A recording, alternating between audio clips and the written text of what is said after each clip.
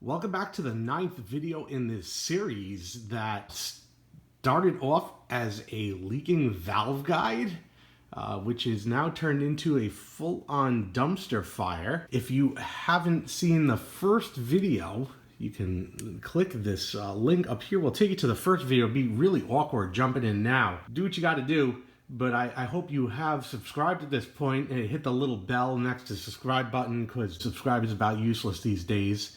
I'm just going to jump into where we are here. Having pulled the engine in the last video, done the engine breakdown, all that has been accomplished, ready to go to the machine shop, out the door. A video back before that, when we pulled off the inner primary, I noticed this right here. There is oil leaking everywhere. Everywhere. I've already determined that it's from the transmission, obviously. We had some earlier pictures that I had that showed oil that sort of looked like it was seeping out centrifugally from the front here. Some folks thought it might be a loose sprocket here. And then it came down to, is it the shaft itself causing this? So let's take a look. My initial intent now is that should be at the point where I was going to be cleaning the bike up, ready for the engine installation, but that never happens. And look at this. I mean, I got some serious deflection here. It was not like falling off deflection, but if I just wedge a screwdriver here on the sprocket, you can see this sprocket is deflecting on the shaft. Let me get really close for you.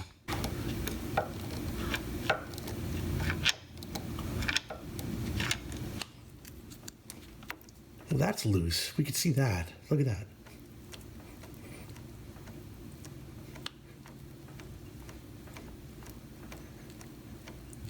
Could that be it, or is there more? This is gonna have to come off, no doubt. No doubt that's gonna have to come off. You know, with my luck, by the end of this project, the transmission's gonna be out too. This is gonna be a rolling chassis. Either way, now that you've seen the carnage, I gotta get this whole motorcycle out of the garage. It's time to clean this properly, get all this off of here. We need a clean platform to work on again. Well, it's bath day. Now that I've documented everything, it's time to degrease this thing so it's not disgusting as I continue to work on it, especially here in the transmission area. Gonna give it a nice rinse off. Covered up these oil lines here, as well as the inside of the starter over here. I don't want to get water in those places. Everything else is pretty much fair game on this side. I won't be filling up the solenoid with water. Other than that, we're good to go.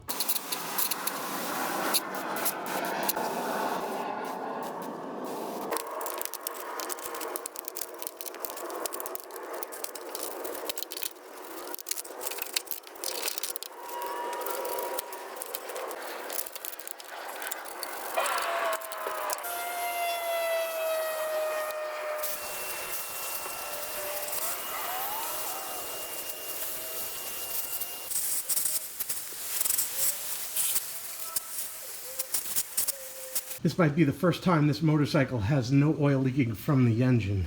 You know, I'm gonna hit it with the express dryer. We'll bring it back in the garage.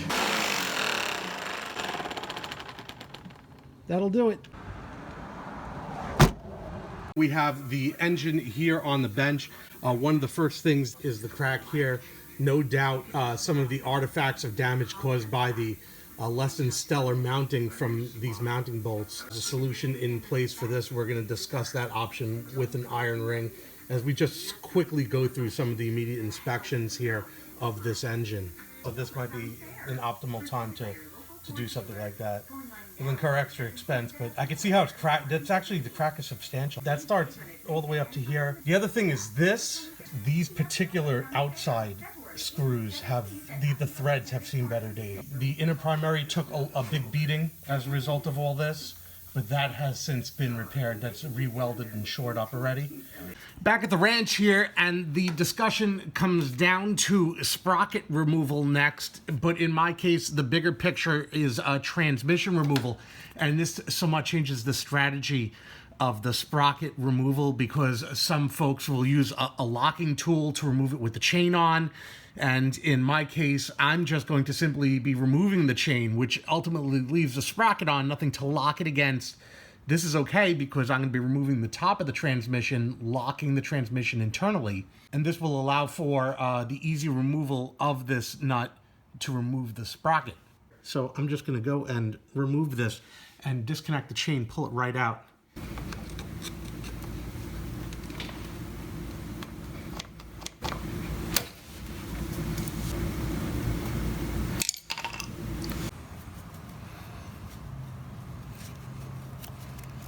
move the bike into a workable position. I'm gonna match up this punch right here for the breaker set. This one's 530. Punch size is important. Put the correct spring around that punch loaded in the breaker tool. Drop the nut back around here. I want this to be recessed, not too far out. This is the centering portion, so this needs to be recessed so that the end of this right here is able to fit in there nice. So I need a couple of millimeters back. There we go. That's good. We should be able to load this nice on the chain. I should have enough room now. We'll see. Both sides. I want to work here.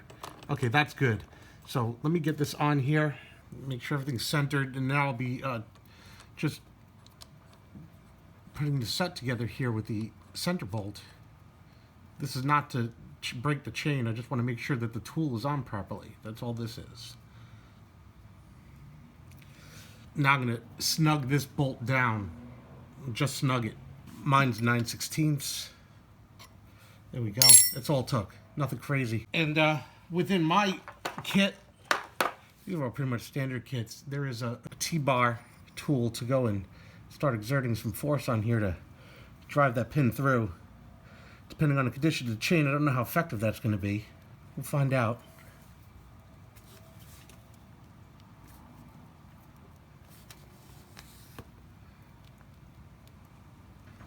It's going, it's moving. It's not too bad. If I need to, I'll get a ratchet on here, but right now, it's just a matter of just having the room to work at grabbing the slippery chain. It's not the resistance. There it is. We can see it's turning. And the pin should be moving out the back of this. There it is. Heard the click. Check in with my finger in the back as I make these turns. It's not a coarse thread either, so it's slow moving.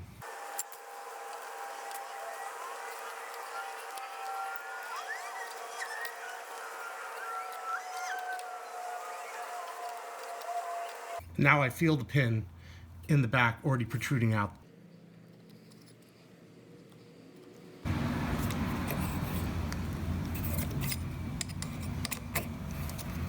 And there's no resistance in it. So.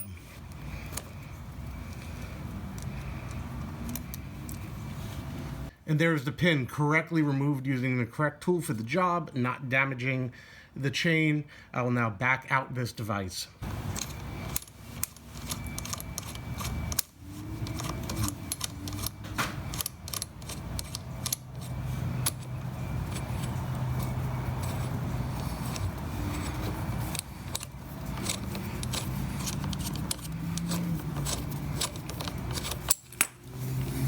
Removing that one little rung was sufficient now to separate the chain. I could separate the other one, but really what we're looking for right now is just the chain removal, keeping all the parts together. So we're gonna pull the chain from the bike and move on to the next step in the process. So now I'm gonna try and get this chain out of the way off of the transmission. So I'm gonna pull it forward and then back. This thing is nasty, so it just needs to get out of here at this point. I don't have my dolly under the tire, which does make this a bit more difficult, but I may be able to roll the motorcycle back, and that should bring the chain out far enough to get it out. So I'm gonna do that now.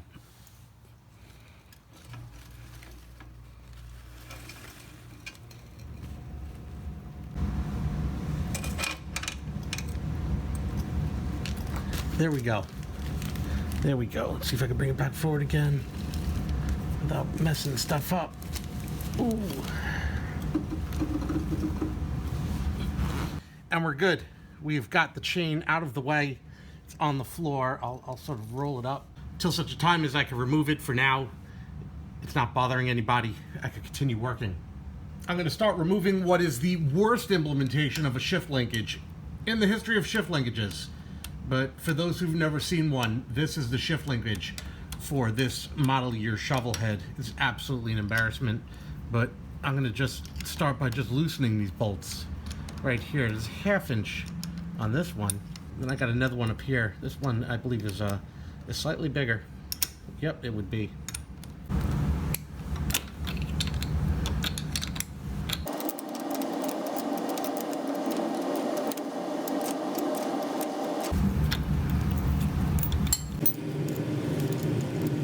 Notice the square notch, because this is sort of a ratchet here, so this can't move.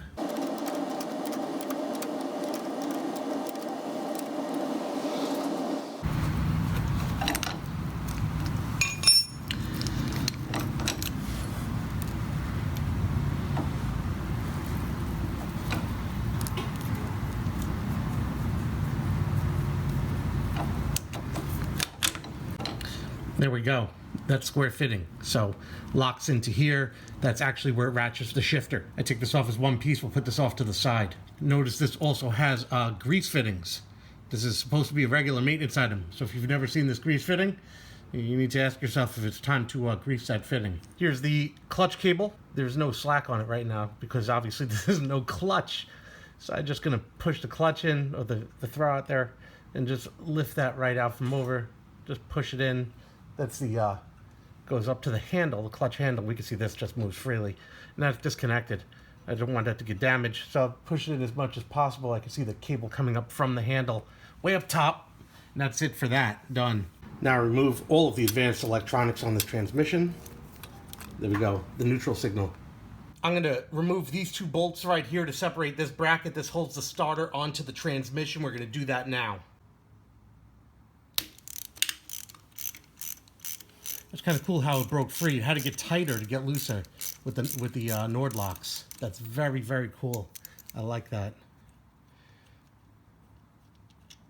We display that again. Watch this. Tighter, then looser. Slick. They don't appear to be damaged. I imagine they could be reused. We'll be able to do some bolt analysis on that too.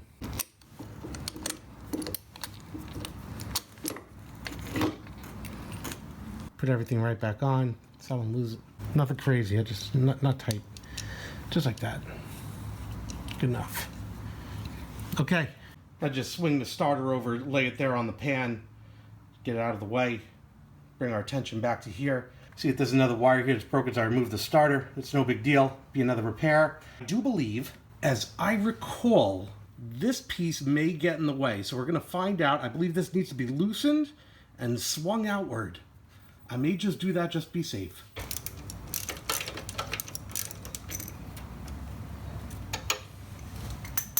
There we go, just to make sure it doesn't bump during the removal process.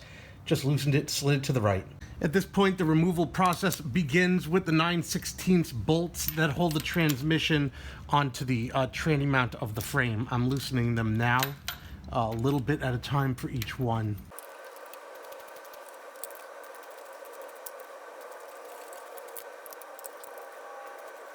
And there we go, tension is broken, and now the bolts will be removed.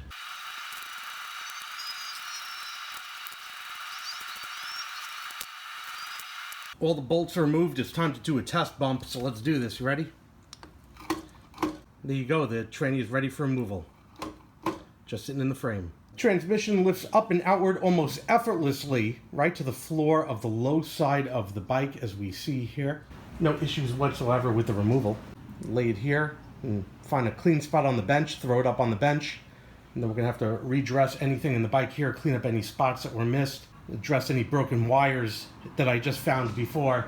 We still have some work to do here on the frame of the bike, but the lion's share of the work now will be progressing towards the transmission itself. I'm now going to be removing the engine guard, which has been rubbing against or hitting the engine at some point. It was secured in the front by the engine mount bolts. The rear still has bolts. I'm going to remove those now. We're going to pull it out. We're going to have a look.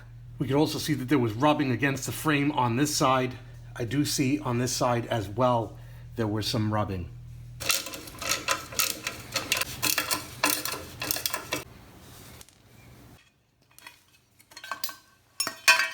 Looking at the guard, we see these marks here where the paint was removed. If I turn it sideways, there is a dent right here, And if I look under, we could see a scrape right here. It looks like the bike had bottomed out. Looking at this road rash. Not the fact that the paint is removed, but the scrapes in the metal over here, like some deep cuts in the metal, tells me that this bike rolled over something at high speed and deflected the engine, like bumped the engine really hard at some point in its life. After deforming the metal, it may have pushed up and held it in that position, pushing up against the edge. This might have been the singular event that misaligned the engine and initially caused the problems for the bottom end and the transmission. I can't be sure, but I mean, look at that. The evidence points towards definitely bottoming out. We're gonna clean this. We're gonna braze it with a metal brush, and we're gonna paint it, not for cosmetic looks, but for protection. And what I'm gonna do is, I'm gonna shim this so it sits, maybe a couple of millimeters lower, so it doesn't touch the engine anymore.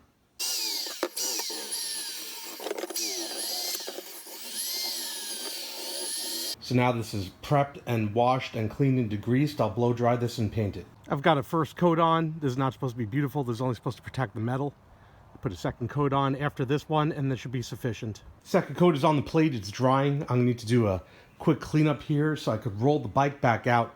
We're gonna do another wash and degrease. Having removed the transmission, we have more areas to clean up, and I need to clean up this area around the frame and degrease it so I could paint those areas that were also affected by what was discovered earlier. So I've sorted all the tools and cleaned up the surrounding area. I've removed the chain from the sprocket. I'm going to be storing the chain. Also annotated which direction the chain goes, so I know I put it back the same way I removed it, just in case. For this cleaning, I've raised up the starter and solenoid here, cable tied up front, and this exposes the transmission area, which needs to be cleaned. I'm also going to refocus my attention here, having removed that engine guard. I'm just going to repeat the same cleaning process I did earlier, so we'll come back when it's done. It is so much nicer with all the disgusting removed. Let's have a look. So we're ready to do some minor repairs here to the frame. Got it back in the garage. I am going to have to let it sit before I prep the individual areas that I'm painting. So it's going to sit for a while to ensure everything's really dry. I started cleaning these surfaces with spirits. There's a lot of like filler and primer and whatnot going on between the metal and the outer paint. Not a lot of metal exposure, but what I am going to do is cover it with that epoxy paint anyway. Even little tiny flecks, little areas, I'm going to cover all of these just to clean it up. I'm not going to go crazy. This is just to protect. It's not cosmetic. Also includes areas here. You can see little spots down here, along here. Just going to hit it right quick. Every area of the frame has been touched up for rust prevention on this side from this perspective anyway. This is completed. We'll take a close-up look at some of the major affected areas as I go through. So here's one. It's still wet, obviously. This paint is nice and thick, so a couple of coats, it fills in a bit, so it doesn't look as deep. Got down here, some areas over here. Anything that's exposed, I will hit again and smooth out to improve the look. 99.9% of this stuff is covered, so I really don't care. Again, it's about preservation, protection. But yeah, from this perspective, I'll go around the other side and see what I missed and then complete this portion of the job. We can see here some areas of damage that are just going to be touched up. Some significant work over here, as we see. I'll get that a little bit up here, and that'll be it. Painting on this side is now complete. I may put another coat on some places, but this is pretty much it. As for this remaining transmission plate, I'm just going to assume that it's not shimmed properly, so I'm going to leave it alone for now. We're going to revisit this at the appropriate time when everything starts to get put back together. So I'll just be fixing this cable and that'll be it. This connector is now fixed, so that's it. And with that, that concludes this video. We have removed the transmission from the bike.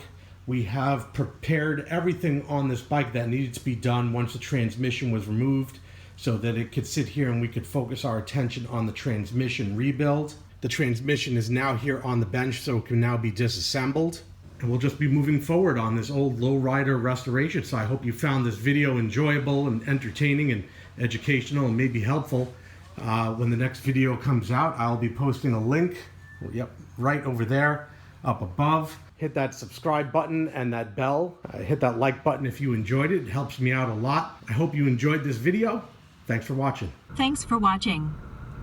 Would you like to reply?